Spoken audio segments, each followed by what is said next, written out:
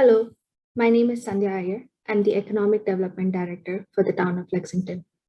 Only 6% of the land in Lexington is zoned for commercial use. Hartwell Bedford Corridor is just around 2% of the total commercial land in Lexington that can be developed. Most buildings on Hartwell are 1970s, 1980s built office parks. We are proposing a rezoning of this corridor to reposition the existing office park for life sciences uses to attract high quality jobs to Lexington and increase the commercial tax revenue for the town. Lexington has attracted life sciences development due to its strength in location and workforce.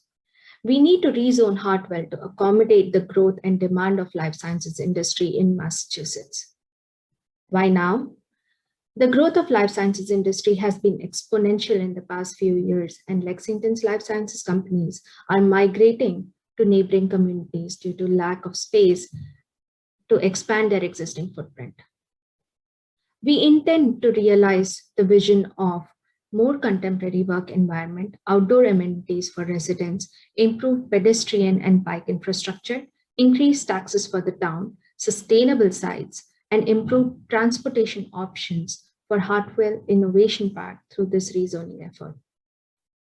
This was a collaborative effort between staff, landowners, property owners, boards, commissions, and committees, along with the community working to create the heart of Hartwell.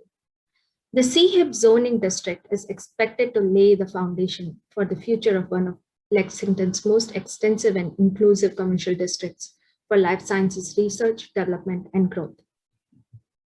Thank you, Ms. Iyer. My name is Amanda Loomis, and I'm the Planning Director here in Lexington. Over the next several slides, I'll be walking through the proposed amendments to both the zoning bylaw and the zoning map.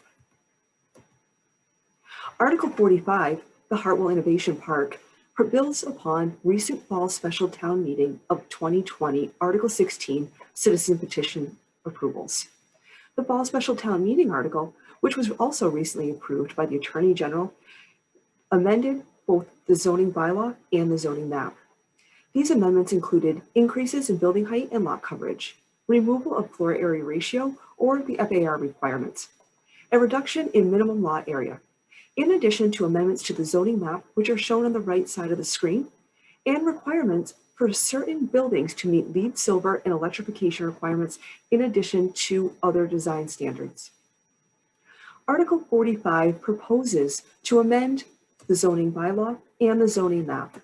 Under the table of uses, the amendments propose to attract but also retain life sciences, technology, and other innovative uses. The dimensional table builds upon Article 16 language. However, we wanted to make sure that it allows for street activation. Standards.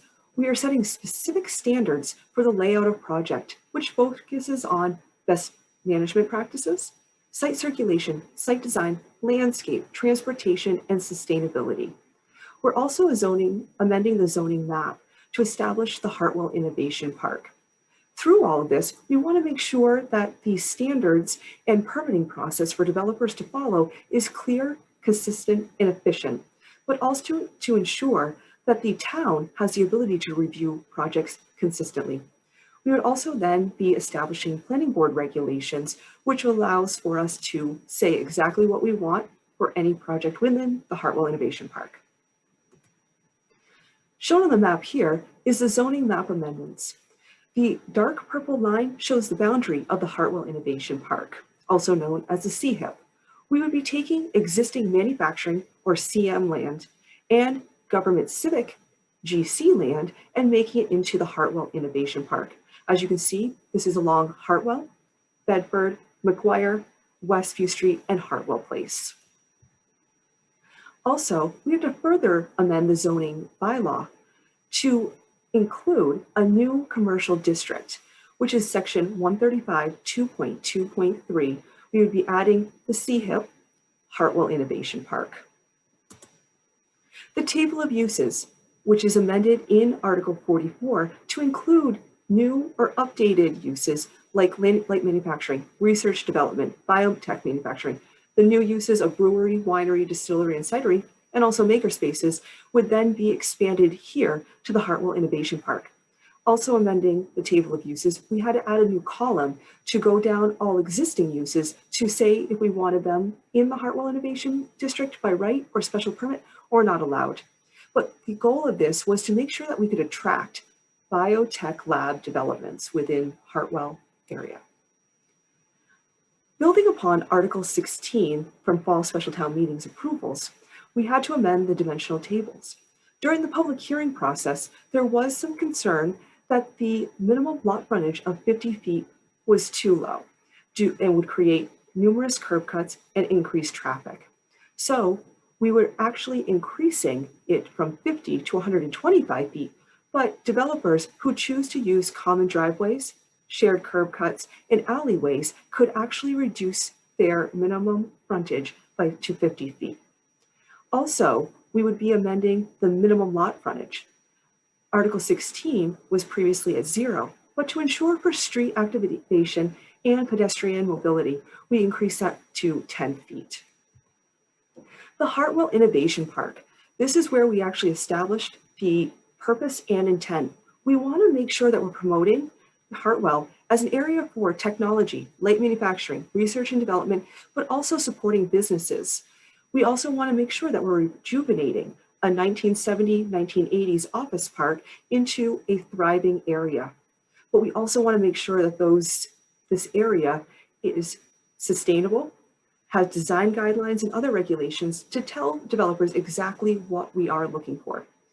The Hartwell Innovation Park also introduces a review requirement. The Hartwell Innovation Park bylaw and associated documents have to be reviewed by July 1st of 2025 commencing and not be reviewed any later than December 1st of 2025. Review can take place prior to that, but not after that. Also, the planning board regulations and design guidelines would be reviewed on a yearly basis. See HIP development standards.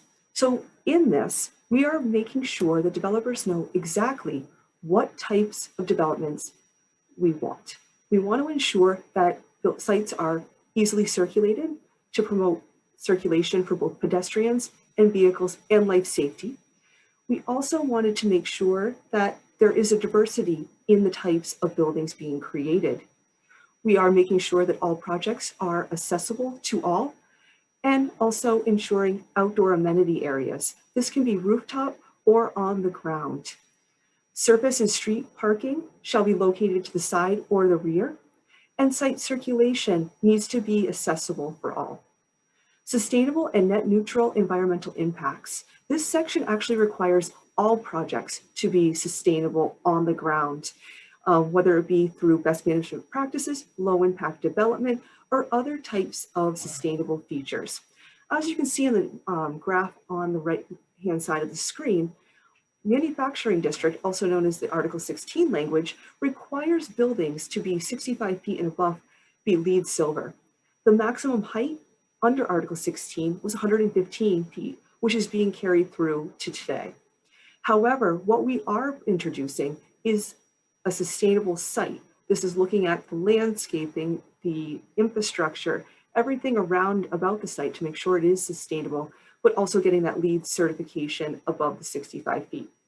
Also, infrastructure and utilities, rooftop equipment has to be screened, and utilities on the ground have to be underground where possible. From there, we are then going to be developing planning board regulations and design guidelines. The goal of these is to ensure that we have sustainable projects that meet the expectations for both outdoor amenities, landscaping, site layout, and low energy device utilization. We are working with several committees to help develop these regulations and design guidelines to ensure that it covers all aspects of site plan review. So what are we really trying to achieve here in Article 45 is opportunity. We want to make sure that the Hartwell Innovation Park is innovative. We are trying to plan for the future, not today, because we're already moving forward. We also want to make sure that all projects are sustainable, basically everything on the ground and the building. We want to retain existing buildings and uses while allowing them to build or grow in place, but we also want to attract other businesses to the Hartwell Innovation Park. Connected, we want to make sure that this area is well connected to both public transportation, local transit, and downtown areas, but also to alternative modes of transportation. This is also an economic center. We want to make sure that the businesses and the town thrives. Also, we want to establish this as a destination for Lexington. Thank you for your time, and we are here to answer any questions that you may have.